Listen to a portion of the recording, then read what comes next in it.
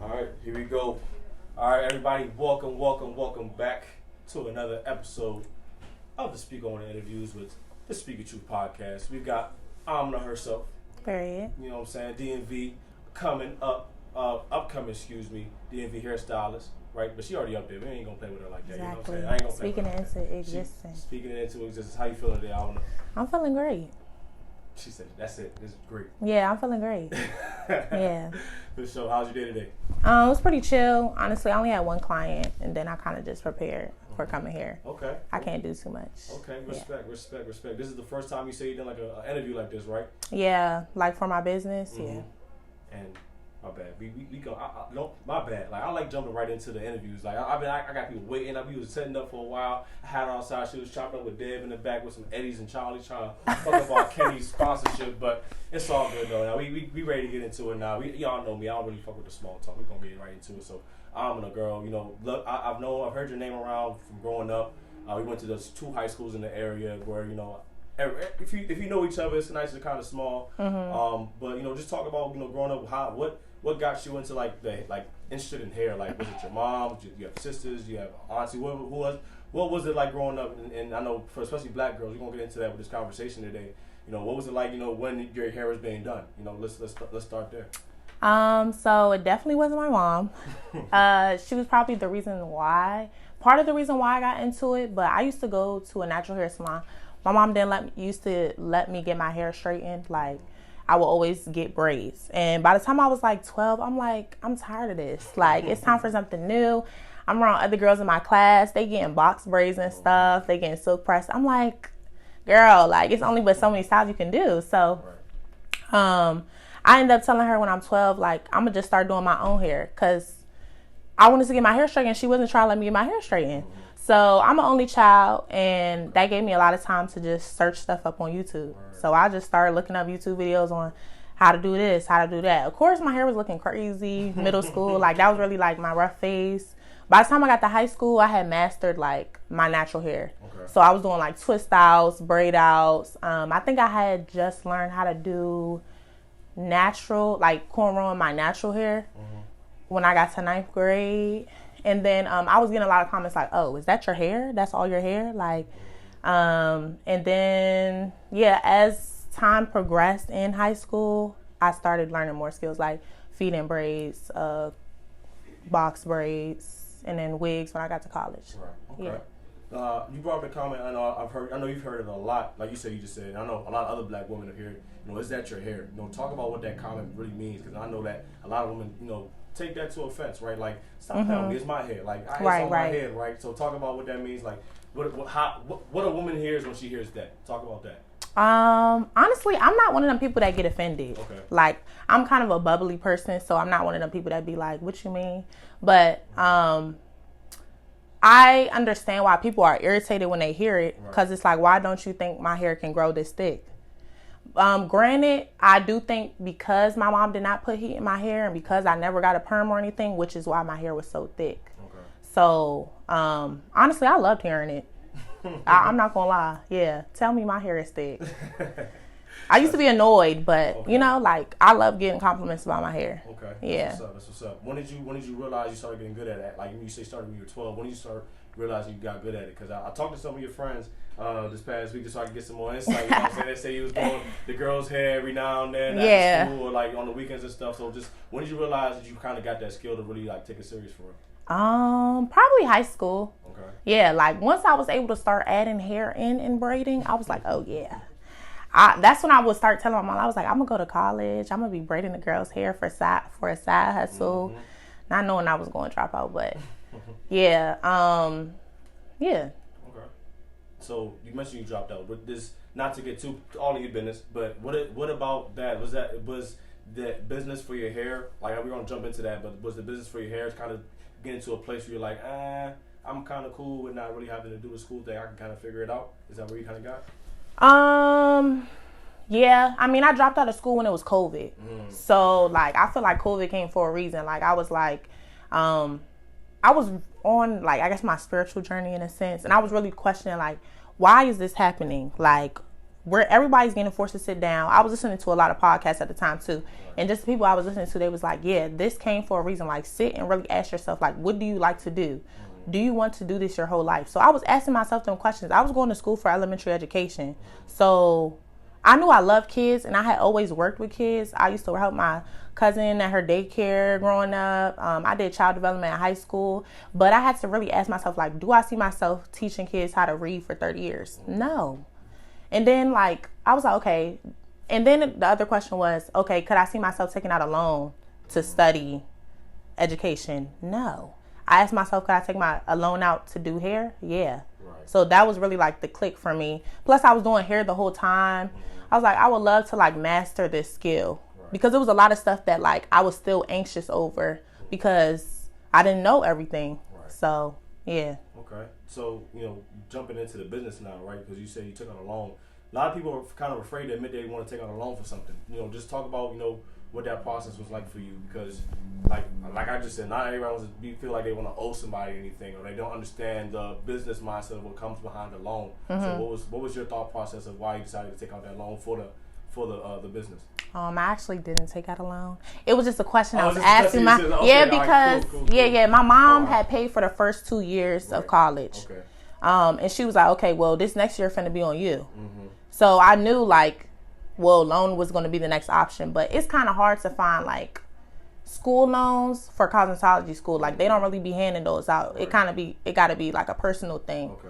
So I was just looking at scholarships for the most part, like, and I knew that I wanted to go to hair school because I was never interested in doing scholarships. Like when I was in like that junior year, senior year, those were actually my worst grades in high school. Mm-hmm. But I never wanted to do the scholarships. Right. Now I would do the scholarships. So that just showed me like, okay, this is really what I want to do. For sure. What was that beginning stage for you in the business mindset of this, right? What was it like for you early on where you're like, I really want to start I want to get clients, like really like organize this a certain way, and like I want to make this like my 9 to 5 like we were talking about earlier?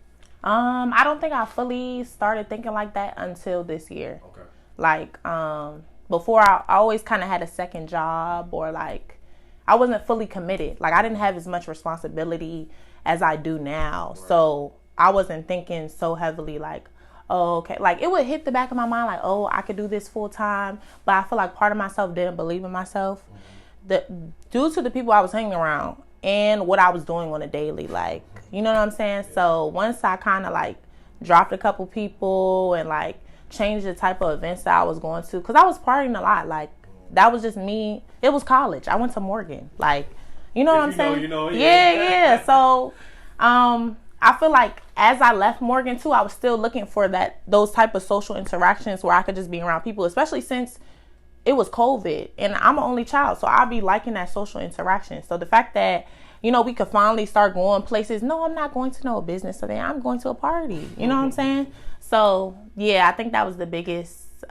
Like this year is my first time really taking that into initiative. Right. Yeah, absolutely. I've been big on that this year too. Like honestly, just seeing where a lot of us like had that like a moment where we were just like, you know what, let me go ahead and lock in on the shit that's gonna help me make me grow for yeah. All this partying, all this stuff, it's gonna always be there, and it's not like we might tap in every now and then, but it's like now is the time for me to really set myself up for success. And to really, take off in the lane that I really want to take off in. So just talk about, what was it like mentally? What were you going through mentally, emotionally, in a lot of those processes where you had to probably make a lot of those tough decisions?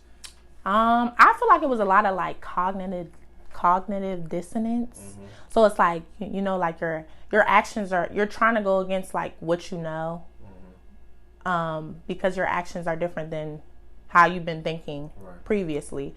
So, now I find myself like, well, before, like I said, I really feel like it was my friends. Mm-hmm. So like my friends would like to do, like I used to smoke a lot. I'm not gonna lie. I don't really smoke for real. Like I'll smoke like my birthday coming up. I probably smoke on my birthday, but like I was smoking every day at one point. Like college, I was smoking every day. That's when I learned how to roll. Like it was bad. High school, I was smoking at lunch. Yes, like it was really bad. But now I don't smoke anymore. Okay. So it's like, I feel like that helped a lot. Right.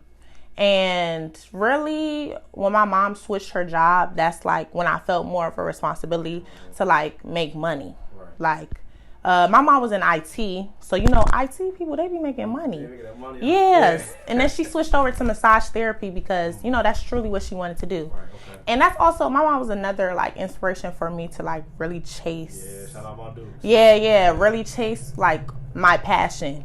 Because my mom, she like 60. Yeah, she's older. Sorry, Mom. But yeah, she like 60. And it's like the fact that you could switch your career at that age and feel comfortable doing that, like, yeah, I just didn't want to wait that long. Like, I'm going to do what I love now. So her switching over to massage therapy, it's like when she asked me for that money, I know she really need that money. So yeah, that's real. I would say just my responsibilities have gone up. I feel you. Yeah. And you know, just being, you want to be there for my Dukes every time. Yeah. Because you're only child, so you all she Yeah. has, and like that's love right there. That's a nice little moment. Yeah. Yeah.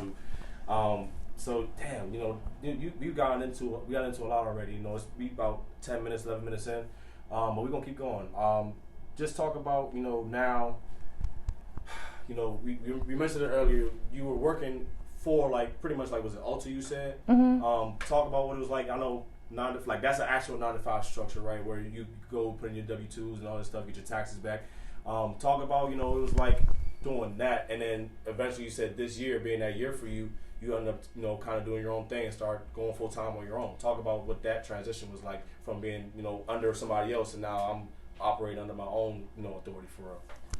Okay, so honestly, I never really had like a job for like a long time. Like, I've always done hair, but it was never to the extent that I'm doing it now. Right. So like, what was that? 2021. I worked at a salon as an assistant, part time. There, I was still doing hair on the side. Right. After that, I left. Still doing hair, but like I didn't have as much clientele, so it was kind of slow. Then I was going to school at the time too. So school is full time. It's like 9 to 5, Tuesday through Friday, and then sometimes Saturday. So you don't really have time for a real job. Like, nobody's hiring you when you're in school full time. Right. So I would do hair like either after school or like the days I didn't have school. And then I had to leave school because I owe them money. Yeah, so yeah. No, I owe them $10K. Ooh. You want to send me something? But I had left school because I owed them money. So I was like, okay, I'm gonna just focus on working. Like, yeah. That's when I had applied to Ulta. I got the Ulta job. That was like September 2022. And honestly, that was probably my favorite job. Like, I've never liked the job as much as Ulta. Right. It started going downhill once I left, which is why I wasn't scared to quit, because they started changing stuff like what we could wear and stuff like that. Okay. That got me. But it don't be hard for me to. Wait, remind me what the question was. Talk the transition from that to like, nah, this is me. I'm running the show. Okay. So yeah, I was at Ulta, loving that job. I was doing a beauty associate. So basically, you greet people when they walk in. You're at the register. You're helping people shade match, like just helping them with makeup for real. Right. And that really showed me, like, it reminded me how much I love makeup. Like, I feel like for a moment I wasn't doing makeup. But also when I went to cosmetology school, that kind of like, that's a part of cosmetology, makeup. Right. So that job kind of just opened me up to another part of myself that I had kind of lost in a sense. Right. I was working there for like, 7 months? I was almost there for a year. That's pretty good for me. Okay. And then that's when I was also doing hair part-time with that too. Okay. So I was working at a braiding shop off of New Hampshire, like over there by the Lidos. Okay. Yeah. So I was working in there part-time, and my coworker had given me an opportunity. Like, she was basically saying, this lady that we used to work with at Ulta, she was a brow artist there. She had given me, she was pregnant and she needed somebody to share her suite with. She was only going to charge me $100 a week. Yeah, I'm jumping on that. Yeah. So I ended up moving there. I just would work there whenever she wasn't there because it was kind of a tight space. And then she let me know that she was about to leave and move to Virginia, like 2-3 months ago. And then ever since then, I took over the lease because I was like, you know what? I think this is God telling me, like, it's time to just do it part-time. Yeah, like, just do hair. And, yeah, now I'm in downtown Silver Spring. Amen. Yeah.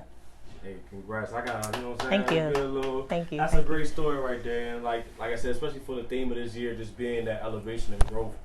You know, I don't want to talk too much onto it, but, you know, now that we're into you in the shop, you got your thing running, just, you know, talk about, you know, we're going to go on a more personal level. Like, talk about what it's like knowing that people trust you or women trust you to do their hair. Like, what is that like? Because I know it's important up there. Yeah. So what's it like to know that girls can hit you up and say, girl, can you do this for me? Like, what does that feel like? Honestly, I love it.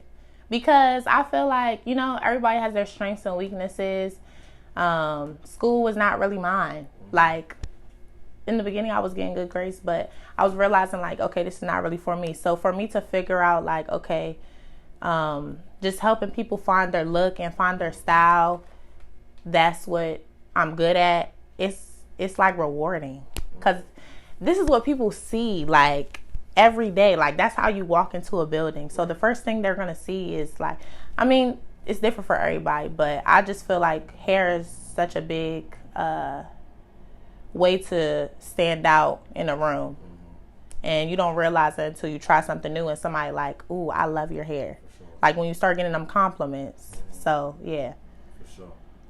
Talk about even the space, what the space is like. Because, you know, the barbershop for most of us guys, that's where our space, so we can talk about what we talk about in there. You know, what's it like on y'all side? Oh, I love this. You know what I'm saying? What's it like over there for y'all and the women when y'all just in there kind of just chopping it up when ladies getting their hair done? I actually want to start a series on my page called Conversations with My Clients. Okay. Because I feel like the conversations I have with my clients range, like, from, like, we could be talking about, like, our sex experiences to, like, therapy. You know what I'm saying? Like, oh, how your mom raised you. Right. You know what I'm saying? So, also the age range in my clientele is, like, pretty vast.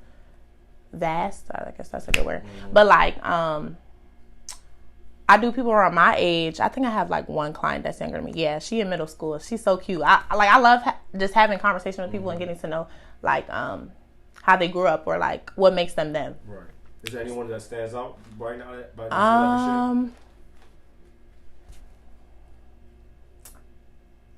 Honestly, my friends that I met at Ulta. Okay. Yeah, like, now they come to me. It's just cool how they went from coworkers to my clients. Right. And I haven't, even though I left the job, well, we all left the job now, but even if after I left the job, I was still able to have a connection with them because they trusted me to do their hair. And because we work in that store, we have so many similar interests. Like, our conversations are always good. Like, they're just a little unhinged. You know what I'm saying? Like, yeah. If you know, you know. Yeah. Yeah, see, that's why I figured back. Because, you know, shit could get like that in the barbershop. Yeah. So like, we just don't say pause. We don't say pause. We just say what we want to say. It's no pause. Right. I said what I said.